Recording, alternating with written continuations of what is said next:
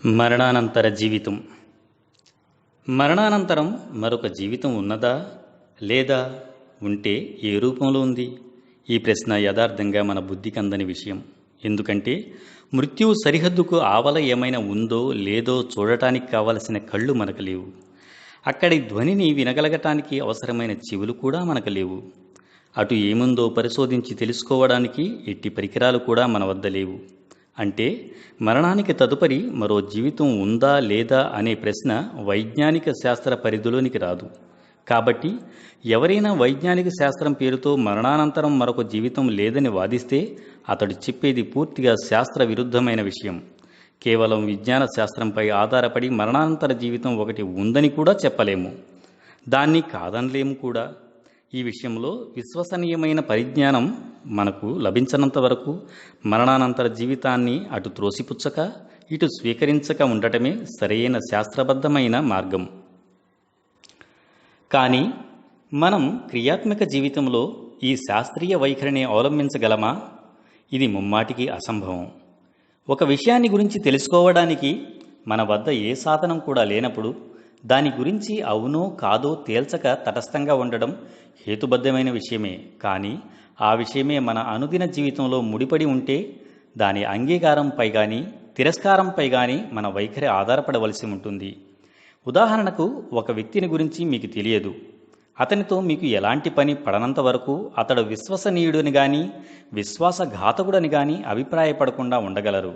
కానీ అతనితో ఒక వ్యవహారంలో సంబంధం ఏర్పడినప్పుడు అతడు విశ్వసనీయుడో కాడో నిర్ణయించడం తప్పదు. అతనిది విశ్వసనీయతో విశ్వాసఘాతకమో రుజువు కానంత వరకు సందిగ్ధ పరిస్థితిలో అతనితో వ్యవహరిద్దామని మీరు ఊహించుకోగలరే కానీ అలా ఆచరణాత్మకంగా వ్యవహరించలేరు. ఇటొచ్చి అతని విశ్వసనీయతను శంకిస్తూ మీరు అవలంబించే విధానం మీరు అతని విశ్వసనీయతను నిరాకరించి అవలంబించే విధానం కంటే భిన్నమైందని కాదలదు. కాబట్టి అంగీకారం తిరస్కారాల మధ్య తటస్థ స్థితి కేవలం నిరాధారమైన భావం మాత్రమే. క్రియాత్మక వైఖరి ఎప్పటికీ అనుమానంపై స్థిరపడజాలదు. దీనికి అంగీకారమో తిరస్కారమో ఏదో ఒకటి జరగడం అనివార్యం. ప్రాముఖ్యత. మరణానంతర జీవితానికి సంబంధించిన ప్రశ్న కేవలం ఒక తాత్విక సమస్య మాత్రమే కాదు. దీనికి మన అనుదిన జీవితంతో కడుగాఢమైన సంబంధం ఉంది అనే విషయం కాస్త యోచిస్తేనే బోధపడగలదు. వాస్తవానికి మన నైతిక ప్రవర్తన పూర్తిగా ఈ ప్రశ్నపైన ఆధారపడి ఉంది. జీవితం అంటే కేవలం ఇహలోక జీవితం మాత్రమే అని, దీని తర్వాత మరొక జీవితం లేదని ఎవరైనా భావిస్తే అతని నైతిక వైఖరి ఒక విధంగా ఉంటుంది.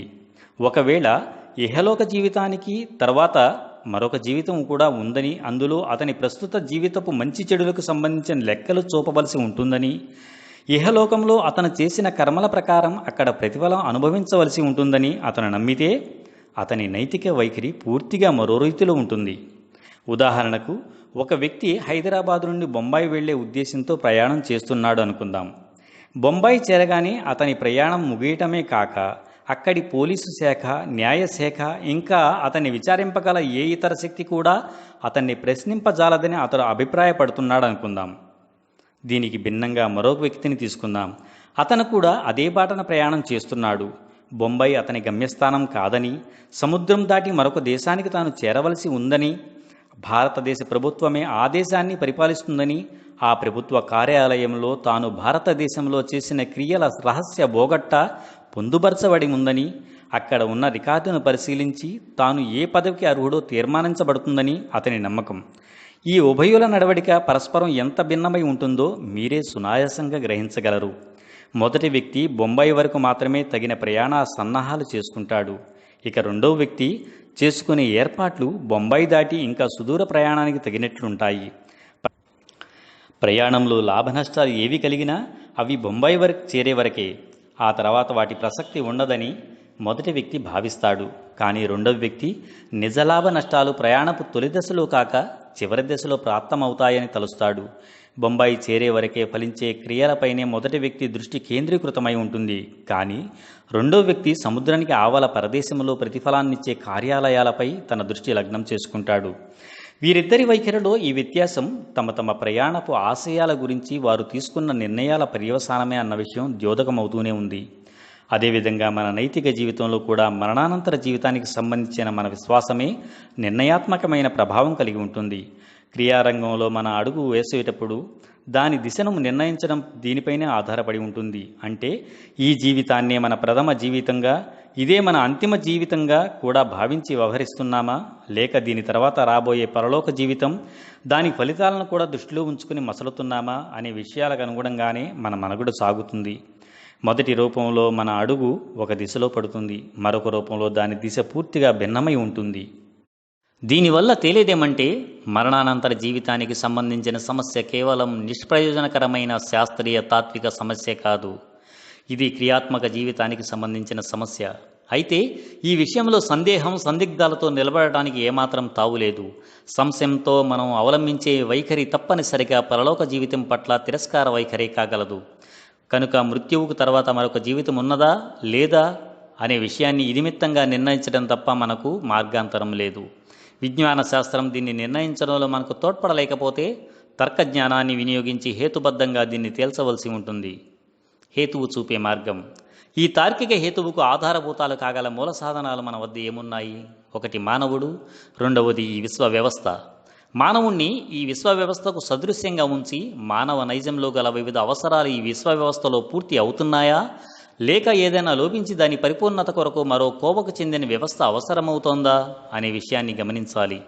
మానవునికి శరీరం ఉంది. ఇది అనేక ఖనిజాలు, లవణాలు, నీరు, వాయు పదార్థాల మిశ్రమం.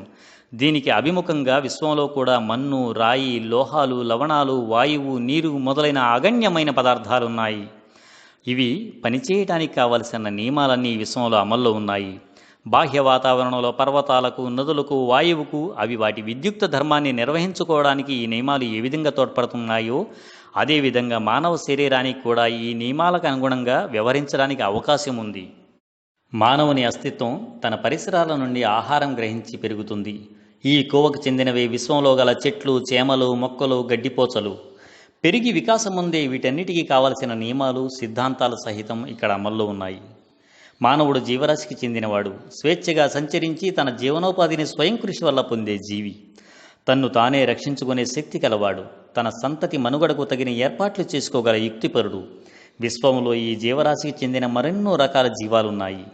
భూతలంపై, నదుల్లో, సముద్రాల్లో, గగనసీమలో అనేక జీవాలు కానవస్తాయి. ఇలాంటి జీవరాశుల మనుగడకు వాటి క్రియాత్మక జీవిత రంగానికి పూర్తిగా సరిపోయే సిద్ధాంతాల ఆధారంగానే ఇవి జీవిస్తున్నాయి. వీటన్నిటినీ మించి మానవుని అస్తిత్వానికి మరొక రూపం కూడా ఉంది. దాన్నే మనం నైతిక రూపం అంటాం. మనిషిలో మంచి చెడుల చైతన్యం ఉంది. వాటి విచక్షణ జ్ఞానం ఉంది. మంచి చెడులు చేయగల శక్తి ఉంది. సత్కార్యానికి సత్ఫలితం, దుష్కార్యానికి దుష్పరిణామం పొందాలని మనిషి నైజం వాంఛిస్తుంది. న్యాయాలు, సత్యాసత్యాలు, ధర్మాధర్మాలు, దయా నిర్ణయాలు, కృతజ్ఞత కృతజ్ఞతలు, విశ్వసనీయత, ద్రోహాలు, దాతృత్వము, లోభాలు తదితర అనేక గుణాలలో విచక్షణ చేయగలడు మనిషి. ఈ గుణాలు కేవలం ఊహాజనితమైన భావాలు కావు. ఇవి క్రియాత్మకంగా మానవుని జీవితంలో కానవస్తాయి. వీటి ప్రగాఢమైన ప్రభావాలు మానవ సంస్కృతిపై పడతాయి. కాబట్టి మానవుని చర్యలు, భౌతిక ప్రభావాలు ఏ విధంగా వ్యక్తమవుతాయో అదేవిధంగా నైతిక చర్యల ఫలితాలు సైతం వెలువడడానికి మానవ జన్మకు ఆధారభూతమైన మానవ ప్రకృతి బలవత్తరంగా కోరుతుంది. కానీ విశ్వ వ్యవస్థను పరిశీలనగా చూడండి. ఈ వ్యవస్థలో మానవుని క్రియల నైతిక పరిణామాలు పూర్తిగా వ్యక్తమవగలవా? ఈ విశ్వంలో దీనికి అవకాశం లేదని గట్టిగా నమ్మకంతో చెప్పగలను. ఎందుకంటే కనీసం మనకు తెలిసినంత వరకు నైతిక చైతన్యం గల మరొక సృష్టి ఈ విశ్వంలో లేదు. విశ్వ వ్యవస్థ పూర్తిగా ప్రకృతి సిద్ధాంతాలపై ఆధారపడి నడుస్తోంది. నైతిక సిద్ధాంతాలు ఆచరణలో ఉన్నట్టు ఎక్కడా కానరాదు. ఇక్కడ డబ్బుకు భారము, విలువ ఉన్నాయి. కానీ సత్యానికి ఈ రెండూ లేవు. ఇక్కడ మామిడి టెంక ద్వారా మామిడే పుడుతుంది. కానీ సత్యబీజమును నాటిన వానిపై ఎప్పుడైనా పుష్పవర్షం కురిసినా తరచుగా పాదరక్ష మాలికే ప్రాప్తమవుతుంది. భౌతిక పదార్థాలకు ఇక్కడ చలామణిలో ఉన్న ప్రకృతి సిద్ధాంతాల ప్రకారం సర్వదా నిర్ణీత ఫలితాలు బయల్పడతాయి. కానీ నైతిక శక్తులు పనిచేయడం వల్ల నిత్యం నిర్ణీత పరిణామాలు కలగడానికి ఇక్కడ ఎలాంటి నియమాలు లేవు. ప్రకృతి సిద్ధాంతాలే సర్వత్రా అమల్లో ఉండటం మూలాన నైతిక పరిణామాలు అసలు బయల్పడటమే అసాధ్యం. ఒకవేళ బయల్పడినా ప్రకృతి సిద్ధాంతాలు అనుమతించినంత వరకే పరిమితమై ఉంటాయి. నైతికత ఒక క్రియ యొక్క ప్రత్యేక ఫలితాన్ని కోరుతుంది, కానీ తరచుగా ప్రకృతి సిద్ధాంతాల జోక్యం వల్ల దానికి పూర్తిగా భిన్నమైన ఫలితాలు వెలువడతాయి.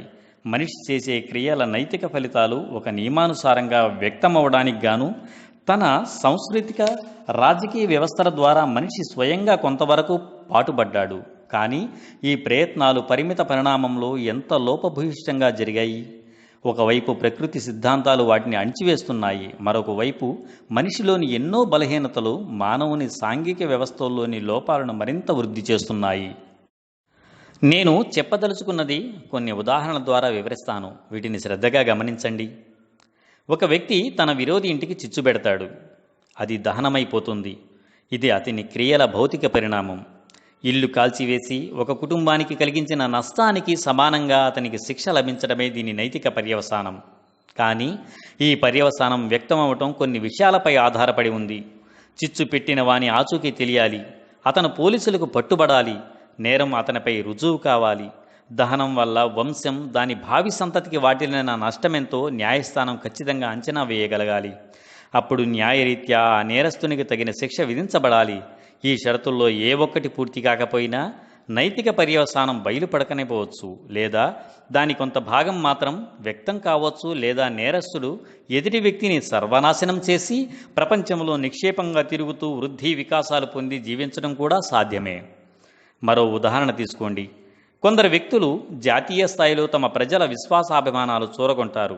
ప్రజలంతా వారి మాటను కాదనక వారిని అనుసరిస్తూ ఉంటారు. తమకు గల పలుకుబడిని, స్థానాన్ని పురస్కరించుకొని వారు జనంలో సామ్రాజ్యవాద జ్వాలలు రేపుతారు. దేశ విస్తీర్ణ భావాలు ఉద్భవించేలా ప్రజల్ని ఉద్రిక్తులు చేస్తారు. పొరుగు దేశాలతో పోరుకు తలబడతారు. లక్షలాది జనుల్ని హతమారుస్తారు. ఎన్నో దేశాల్ని సర్వనాశనం చేస్తారు. కోటాను కోట్ల మానవుల్ని కడుహీనంగా, నీచంగా బ్రతకవలసిన స్థితికి తోస్తారు. మానవ చరిత్రపై వీరు చేసిన అఘాయిత్యాల ప్రభావం అనూహ్యమైంది. ఎన్నో శతాబ్దాల వరకు, తరతరాలుగా వేల మానవులపై వ్యాపిస్తోంది. కొందరు వ్యక్తులు చేసిన ఈ మహాపరాధానికి ఈ జీవితంలో న్యాయం రీత్యా తగిన శిక్ష విధించడం సాధ్యమా? వీరిని నిలువునా ముక్కలుగా నరికినా, సజీవంగా దహనం చేసినా, చిత్రహింస చేసినా, లేదా మానవునికి వీలుపడే మరే శిక్ష విధించినా వారు కోటాను కోట్ల వారి భావి సంతతికి చేసిన ఎనలేని దురాగతాలకు సమానం కాజాలదు ఆ శిక్ష. ప్రస్తుత విశ్వ వ్యవస్థ ఏ ప్రకృతి సిద్ధాంతాలకు కట్టబడి వ్యవహరిస్తుందో వాటి రీత్యా వారు తమ నేరాలకు తగిన శిక్ష పొందడం ఏ విధంగానూ సాధ్యపడదు. చంగీజ్ ఖాన్ను లేదా హిట్లర్ను చిత్రహింస చేసినా వారు మానవాళికి చేసిన నష్టానికి ఆ శిక్ష సమానం కాగలదా? అదేవిధంగా మానవాళికి సత్యము, సన్మార్గాల శిక్షణ ఇచ్చి చీకటి నుండి వెలుగులోకి దారి చూపిన ప్రవక్తలను, ఋషులను, సత్పురుషులను తీసుకోండి. వారి పుణ్యమా అంటూ శతాబ్దాల తరబడి మానవ జాతి తరతరాలుగా చూపిన సన్మార్గం ద్వారా లాభమొందుతూ ఉంది. ఇంకా భవిష్యత్తులో ఎన్ని శతాబ్దాల వరకు లాభమొందుతూ ఉంటారో మనుషులు చెప్పలేరు. వారు ఆ కాలాల్లో తమకు ఎదురైన ఎనలేని కష్టాల్ని భరించి శ్రమపడి చేసిన ఈ సేవకు ఈ ప్రపంచంలోనే పూర్తి ఫలితం లభించడం సాధ్యమా? తన మరణానంతరం కూడా వేలాది సంవత్సరాల వరకు అసంఖ్యాక ప్రజలపై పరివ్యాప్తమయ్యే ప్రభావం గల తమ క్రియకు ప్రస్తుత ప్రకృతి సిద్ధాంతాల పరిమితిలో ఒక వ్యక్తి సంపూర్ణ ప్రతిఫలాన్ని పొందగలడా? ఇంతకు ముందు పేర్కొన్నట్టు ప్రస్తుత విశ్వ వ్యవస్థ ఏ సిద్ధాంతాలపై కొనసాగుతుందో వాటి దృష్ట్యా ప్రపంచంలో మానవ చర్యలకు నైతిక ప్రతిఫలం సంపూర్ణంగా సమకూరటానికి తగినంత అవకాశం లేదు. మరొక విషయం ఏమంటే, కొన్ని సంవత్సరాల అల్ప జీవితంలో మనిషి చేసే ఒక్కో క్రియ యొక్క పరిణామాలు, పర్యవసానాలు, ప్రభావాలు బయల్పడటానికి, అవి పూర్తిగా వ్యక్తమవటానికి వేల సంవత్సరాల కాలం పడుతుంది. అయితే ప్రస్తుత ప్రకృతి సిద్ధాంతాల ప్రకారం మానవునికి ఇంత దీర్ఘకాల జీవితం దొరకడం అసంభవం. దీనివల్ల హేతుబద్ధంగా తేలేది ఏమంటే, మనిషి భౌతిక, పాశ్విక అంశాలకు మాత్రం ప్రస్తుత భౌతిక లోకం, దాని ప్రకృతి సిద్ధాంతాలు సరిపోతాయి. కానీ మనిషి ఉనికి కాంక్షించే నైతిక అవసరాల కొరకు ఈ ప్రపంచం ఏ విధంగానూ సరిపోదు. వీటి కొరకు మరో విశ్వ వ్యవస్థ అవసరం. అందులో నైతిక సిద్ధాంతాలే పాలక శాసనాలుగా ఉండాలి. ప్రకృతి సిద్ధాంతాలు దీని కింద కేవలం ఉపసిద్ధాంతాలుగా మాత్రమే ఉండాలి. ఆ వ్యవస్థలో జీవితం పరిమితం కాక అనంతమైనదిగా ఉండాలి. అప్పుడు ఈ లోకంలో బయల్పడలేకపోయినవి లేక భిన్నంగా బయల్పడిన నైతిక పరిణామాలన్నీ వాటి నిజరూపంలో వ్యక్తం కాగలవు. అక్కడ వెండి బంగారాలకు కాదు, సత్యము సదాచారాలకి విలువ స్థానం ఉండాలి. నైతిక సిద్ధాంతాల రీత్యా కాలతగిన దాన్నే అగ్ని కాల్చగలగాలి. సదాచారులకు సన్మార్గులకు మాత్రమే అక్కడ సుఖ సంతోషాలు లభించాలి. దుష్టులకు మాత్రమే కష్టాలు బాధలు ప్రాప్తం కావాలి. ఇలాంటి ఒక విశ్వ వ్యవస్థ స్థాపించబడటం అవసరం అని వివేకము కోరుతుంది, ప్రకృతి కాంక్షిస్తోంది. దివ్య ఖురాన్ దారి చూపుతుంది. హేతుబద్ధమైన తర్కం ఉండి తీరాలి అన్న వరకే మనకు దారి చూపుతుంది. అయితే వాస్తవానికి ఇలాంటి లోకం కూడా ఒకటి ఉన్నదా అనే ప్రశ్నను మన బుద్ధి విజ్ఞానాలు రెండూ పరిష్కరించలేవు. ఇక్కడే పవిత్ర ఖురాన్ మనకు దోహదకరమవుతోంది. అది చెప్పేదేమంటే, మీ వివేకము మీ ప్రకృతి కాంక్షించేది వాస్తవానికి ఒకరోజు జరగబోతోంది. భౌతిక సిద్ధాంతాలపై నిర్మించబడ్డ ఈ విశ్వ వ్యవస్థ ఒక నిర్ణీత సమయాన విచ్ఛిన్నపరచబడుతోంది. తరువాత మరో ప్రపంచం నిర్మాణమవుతోంది. దానిలో భూమి ఆకాశాలు ఇతర పదార్థాలన్నీ కొత్త పందాలో నిర్మించబడతాయి. ఆది కాలం నుండి ప్రళయ దినం వరకు జన్మించిన మానవులందరికీ దేవుడు తిరిగి జననమిస్తాడు. వారందరినీ ఒక్కొమ్మడిగా తన ఎదుట సమూహపరుస్తాడు. ఒక్కొక్క జాతి చివరికి మానవాళి అంతా చేసిన కర్మల జాబితా ఏ విధమైన తప్పు పొరపాటు లేకుండా భద్రపరచబడి ఉంటుంది. ఒక్కొక్క వ్యక్తి చేసిన ఒక్కొక్క క్రియకు సంబంధించిన పరిణామాలు, పర్యవసానాలు, ప్రభావాలు ఎంతవరకు ప్రపంచంలో వ్యక్తమయ్యాయో దాని గాథ పూర్తిగా పొందుపరచబడి ఉంటుంది. ఈ క్రియల ప్రభావానికి గురైన తరాల ప్రజలందరూ సాక్షుల బోనులో హాజరు చేయబడతారు. మనిషి చెప్పిన మాటల, చేసిన చేతల ముద్రపడ్డ ఒక్కొక్క అణువు తన కథనం వినిపిస్తోంది. స్వయంగా మనిషి కాళ్ళు, చేతులు, నోరు, కళ్ళు, చెవులు, సకల అవయవాలు వాటి చేత ఆ వ్యక్తి ఎలాంటి కార్యాలు చేయించాడో సాక్ష్యమిస్తాయి. ఆ వృత్తాంతమంతా ఆలకించి అప్పుడు ఆ అత్యున్నత విశ్వప్రభు అల్లాహ్ ఎవరు కాదనలేని ఆ సాక్ష్యాల, ఆ కర్మల జాబితాల ఆధారంగా వ్యక్తిగతంగా ఎవరు ఎంత పారితోషికానికి యోగ్యులో, ఎవరు ఎంత శిక్షకు అర్హులో సంపూర్ణ న్యాయంతో తీర్పునిస్తాడు. ఈ పారితోషికం, శిక్షలు ఎంతో గొప్ప పరిమాణంలో ఉంటాయి. ప్రస్తుత విశ్వ వ్యవస్థలోని పరిమితమైన ప్రమాణాల ద్వారా వీటిని అంచనా వేయలేము. అక్కడి దేశ కాల ప్రమాణాలు వేరు, అక్కడ పరిణామాలు, అక్కడి ప్రకృతి సిద్ధాంతాలు వేరు. భూమిలో మనిషి చేసిన ఏ సత్క్రియల ప్రభావాలు వేల ఏండ్ల వరకు వ్యాపించాయో వాటి ప్రతిఫలం పూర్తిగా మనిషి అక్కడ పొందగలడు.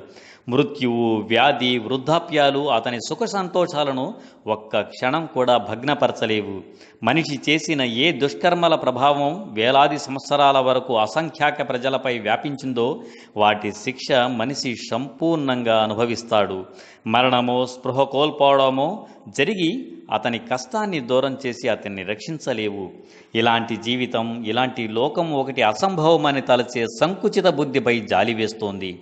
ప్రస్తుత ప్రకృతి సిద్ధాంతాల ఆధారంగా ప్రస్తుత విశ్వ వ్యవస్థ సాధ్యమైనప్పుడు ఇతర ప్రకృతి సిద్ధాంతాలపై మరో విశ్వ వ్యవస్థ రూపొందడం ఎందుకు సాధ్యపడదు? అయితే వాస్తవానికి ఇలా తప్పక జరుగుతుంది అనే విషయాన్ని తార్కిక ఆధారాలతో కానీ వైజ్ఞానిక నిరూపణలతో కానీ నిర్ణయించడం అసాధ్యం. దీనికి అగోచర విషయాలపై విశ్వాసం ఉండడం ఎంతైనా అవసరం. మరణానంతర జీవితం. మరణానంతరం మరొక జీవితం ఉన్నదా?